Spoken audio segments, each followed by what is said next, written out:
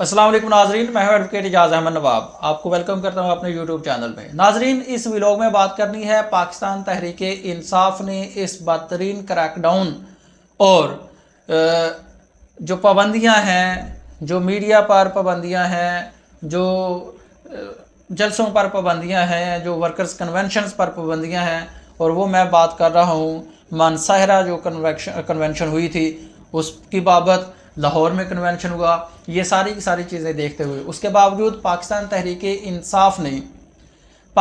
इंसाफ ने जो होने वाला इलेक्शन है 8 फरवरी 2024 को जो इलेक्शन होना है उसके लिए अपनी हिकमत अमली बता दी है, वाज़िया कर दी है। और पाकिस्तान तहरीक इंसाफ ने यह ऐलान कर दिया है कि पूरे पाकिस्तान से हर हल्के से उम्मीदवार खड़ा होगा और भरपूर तरीके से इलेक्शन कॉन्टेस्ट किया जाएगा।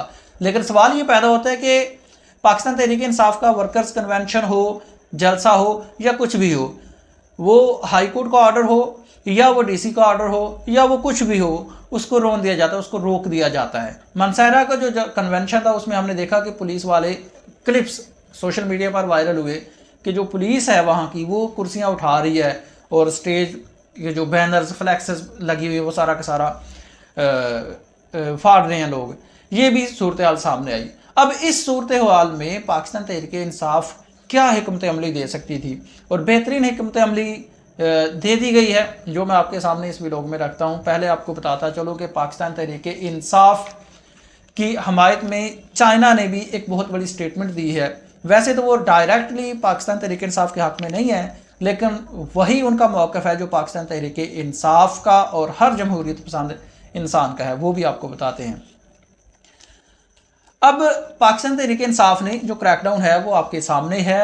लीडरशिप कुछ छोड़ गई है, कुछ रूपोश है, और जो सामने है वो शायद कोई कंप्रोमाइज़ नज़र आती है, और कुछ चंद लोग ही पाकिस्तान तहरीक इंसाफ के साथ जो मेन हैं वो नज़र आते हैं, लेकिन वो नज़र नहीं आते, वो रूपोश हैं।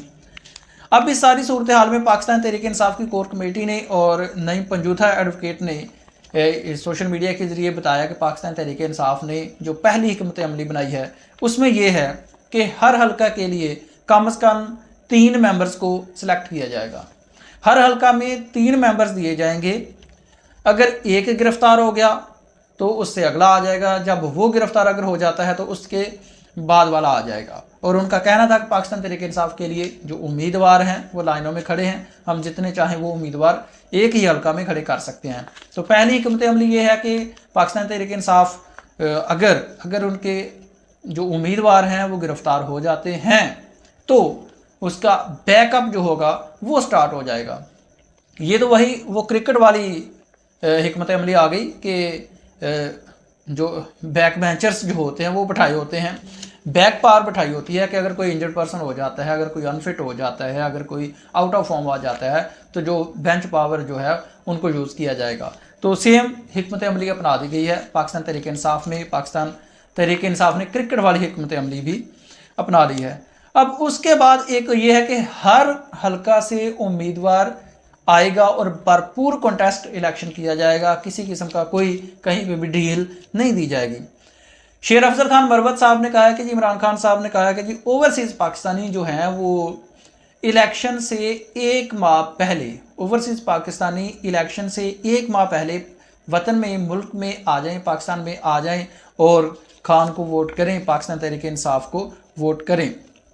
उसके बाद पाकिस्तानी कौम हर तरह से हर जगह वोट कास्ट करें। याद रखें, पाकिस्तान तहरीक इंसाफ की जो मुख्तलिफ सर्वेज हैं उनके मुताबिक जो पॉपुलैरिटी है वो 70-80 प्लस जा रही है, और अगर इतने लोग वोट कास्ट करेंगे तो पाकिस्तान तहरीक इंसाफ की वाज़िया बरतरी हासिल हो जाएगी।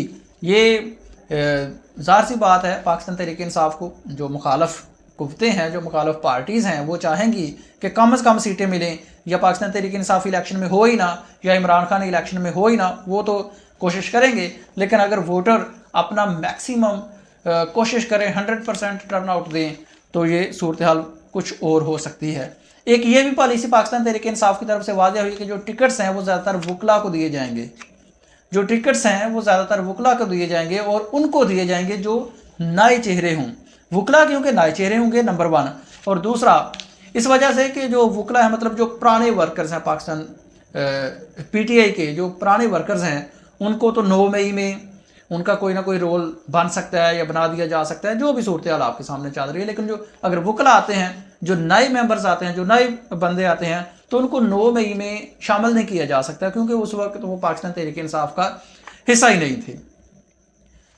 उसके साथ ही साथ पाकिस्तान पीपल्स पार्टी से लोगों ने आज पाकिस्तान तहरीक इंसाफ में शामिल होने का ऐलान किया, वो भी मैं आपको बता देता हूँ। ये भी एक हिकमत अमली है कि पाकिस्तान पीपल्स पार्टी के शायद उनसे जो लोग लिए जा रहे हैं या शायद कल को उनके साथ इलाहाक हो सकता है। पाकिस्तान की जो पॉलिटिक्स है ये अनप्रडिक्टेबल होती है, कुछ कहा नहीं जा सकता।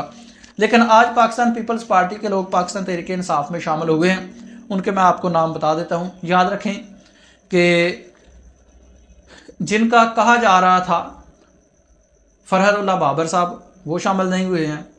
लतीफ़ खोसा साहब शामिल नहीं हुए हैं। हाँ, जो लोग शामिल हुए हैं पाकिस्तान तहरीक इंसाफ के ऑफिशियल अकाउंट ट्विटर पर, पीटीआई ऑफिशियल अकाउंट से जिनके नाम बताए गए हैं, जिनकी प्रेस कॉन्फ्रेंस भी अपलोड की गई है, वो ये हैं कि साबिक MNA ऑफिशियल अकाउंट का ट्वीट है कि साबिक MNA पीपल्स पार्टी मियां मुजफ्फर शाह, बैरिस्टर सरवर शाह पाकिस्तान तहरीक इंसाफ में शामिल। साबिक MPAs अदरीस खटक, आकबुल्ला खान, जार शाह तूरू, सली सदर, मियाँ उमर काका खेल, ये इनके नाम हैं जो पाकिस्तान तहरीक इंसाफ में बाकायदा तौर पर शामिल हो चुके हैं। तो ये पाकिस्तान तहरीक इंसाफ की इस वक्त तक हिकमत अमली सामने आई है कि हम इस तरह से इलेक्शन कॉन्टेस्ट करेंगे। देखता है कि पाकिस्तान तहरीक इंसाफ जो का निशान है, जो बल्ला है बैलेट पेपर पर होता है या नहीं। इमरान खान इलेक्शन से पहले जेल से बाहर आते हैं या नहीं। अगर तो इमरान खान जेल से पहले बाहर आ जाते हैं तो फिर तो सूरत हाल ही अक्सर तब्दील हो जाएगी। अगर वो जेल से बाहर नहीं आते हैं तो ज़ाहिर सी बात कोई ना कोई हिकमत अमली बनाना पड़ेगी। और वो पाकिस्तान तहरीक इंसाफ की जो काम ख़ास तौर पर लीगल टीम है वो इस वक्त बहुत ज़्यादा वर्क कर रही है। एक तरफ तो वो मसरूफ़ है इमरान खान के केसेस ख़त्म कराकर जेल से बाहर लाने में, और दूसरी तरफ वो मसरूफ़ हैं इमरान खान के मतलब पाकिस्तान तहरीक इंसाफ का इलेक्शन किस तरह से कॉन्टेस्ट करना है इन हालात के साथ। अगर तो ये हालात नहीं होते फिर तो बात ही ख़त्म, फिर तो सारी पार्टीज़ पाकिस्तान तहरीक इंसाफ के सामने कुछ भी नहीं होंगी। और अगर यही हालात चलते रहते हैं तो फिर जो हिकमत अमली है वो वक्फा के साथ सामने आती रहेगी। लेकिन फ़िलहाल तक ये हिकमत अमली सामने आई है कि एक हल्का 3 मेंबर्स, एक हल्का 3 उम्मीदवार, और तीनों के शायद नाम भी खुफिया रखे जाए। मतलब पहले जो मुझे लगता है कि पहले एक मेंबर का नाम दिया जाएगा, अगर अल्लाह ना करे मतलब जो भी सूरत हाल होती है, जो नईम पंजोथा साहब का कहना था कि अगर एक गिरफ्तार हो जाता है फिर उसके बाद दूसरा का नाम सामने आ जाएगा और इस तरह से टाइम पूरा किया जाएगा।